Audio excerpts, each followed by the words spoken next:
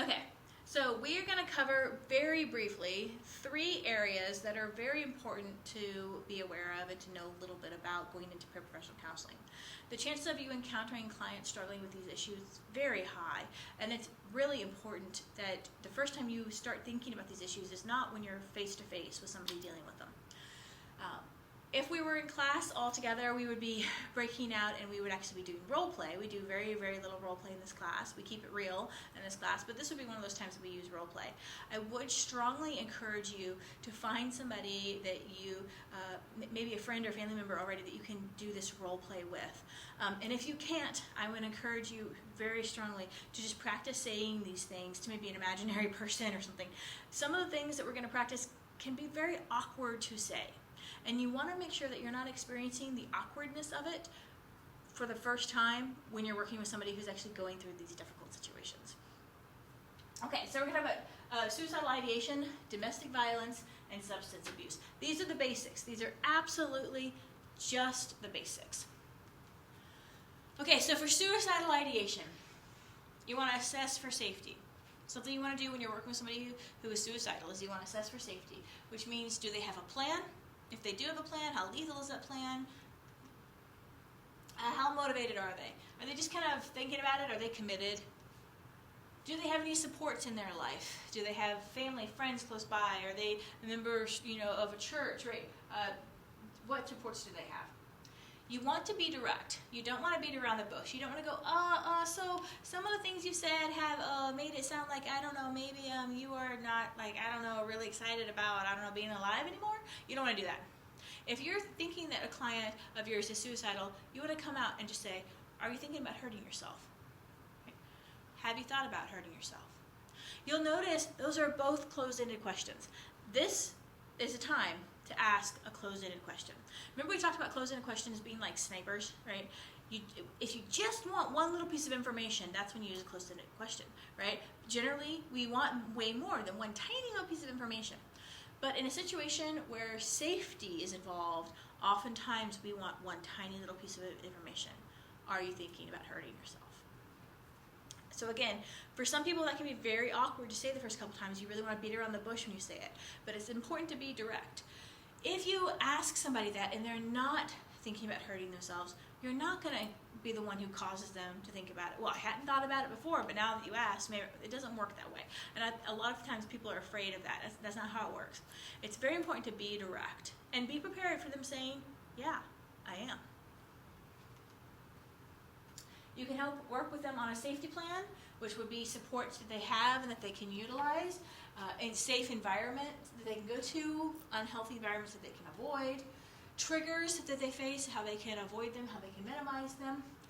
It's very important to know you are not responsible for saving their life, right? You are not responsible for saving them. You are responsible for offering assistance as best as you can.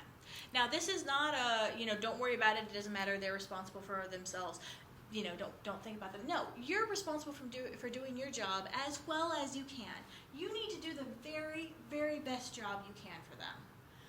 But at the end of the day, if somebody really wants to kill themselves, they will. I worked at API, Alaska Psychiatric Institute, and even in such facilities, if somebody was really dedicated to committing suicide, they would typically find a way, even in such a confined, lockdown facility. So your job is not to save them. That is not on your conscience.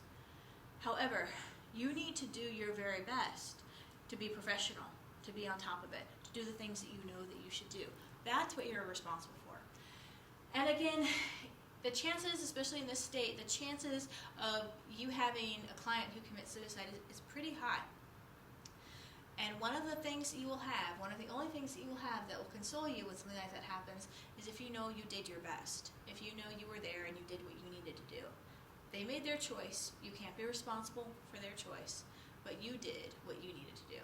That will be maybe cold comfort initially, but it'll be comfort. This is also true that depending on how suicidal, depending on how suicidal they are, you may need to get other people involved. You may need to contact your supervisor. You may need to contact the police. There are certain protocols for certain her minors. You might need to contact certain people. So you want to make sure you know all those protocols. And if you don't know all those protocols, you at least want to make sure you know who you could call in such a situation. You do not want to get in a situation where you ask somebody if they thought about hurting themselves. They say yes. They're very suicidal, and you don't know what to do until they just leave your office. You don't want. So you want to know what the procedure is, and if you don't know all the procedures, you at least want to know who to call. Domestic violence. Oh, so about this, if you're practicing with somebody, what I want you to practice is you can practice assessing for safety and safety plan. What I really want you to practice is asking, are you thinking about hurting yourself? Have you thought about hurting yourself? I want you to practice exactly saying those things. Domestic violence. Again, you want to assess for safety, severity, frequency, cycle, where are they in the cycle? Those of you who know about the abuse cycle, where are they in the cycle? Safety plan, this would be supports that they can utilize, supplies that they might need if they leave quickly or if they need to leave now. Time, this could again be, do they think they have time to put stuff together? Does it need to be immediate? What timeline are we looking at? Have them, this will depend in different situations, but you might want to have them write out a specific tipping point. Specific tipping point would be, at this point I will leave. At this point I will no longer be with this person. They may not always actually follow through on what they say their tipping point is, but it'll at least help make it black and white to them that they're continuing to change their tipping point. So something to know about domestic violence is you want to be cautious with providing written information. Written information can be used against them and could trigger the abusing partner very quickly. So you might not want to give them a whole bunch of pamphlets and flyers about women's shelters and places they could reach out to. You want to be very, very cautious of that. Oftentimes abusers look through information, look through purses, look through wallets, look through cell phones, and anything new they will question. This might be a time in which you want to encourage them to memorize the phone number for the shelter or something else. You just want to be very cautious with this. The thing I want you to practice saying is, are you safe at home? Or do you feel safe? Again, just practice being direct and asking the question. Substance abuse. You want to look at what is their motivation to address substance abuse. Are they actually motivated, or are they just there because their wife told them to be there, or whatever? What's their actual motivation? Do they have any insight into the addiction? Do they understand it's triggered by certain things? I do it because my dad did it. I only do it when I'm feeling really bad about myself. Do they have any insight into their addiction? What are their patterns or habits of use? Do they drink around certain people? Do they drink, they do very dangerous binge drinking after they get a paycheck? So every 2 weeks or so they're doing this. You want to look at their safety, which would look at frequency of use, which would also then look at habits of use. So again, this would be all by myself in a remote cabin with a whole bunch of friends, a whole bunch of strangers at a bar. What is used? Is it heroin? Is it alcohol? Is it marijuana? People and places that it's associated with that could function as triggers. And something to keep in mind is that a client's relapse does not mean you failed.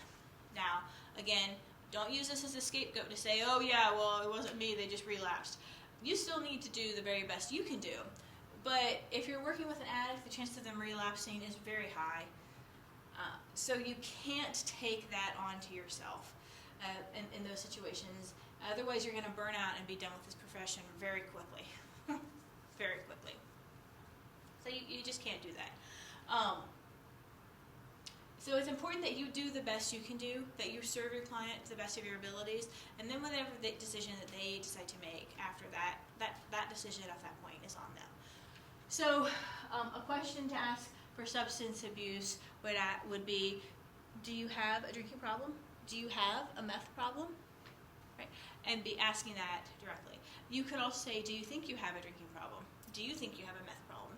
And change it up slightly. But again, it's direct and it's a closed-ended question.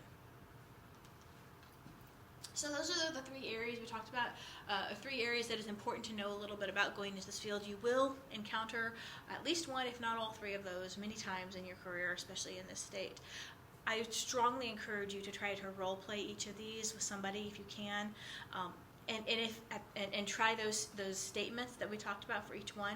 And if you can't find somebody, I would at least encourage you to pretend with an empty chair that you're talking to somebody and practice saying those things. Are you thinking about hurting yourself? Okay. Do you feel safe? Do you have an alcohol problem? Or insert drug here.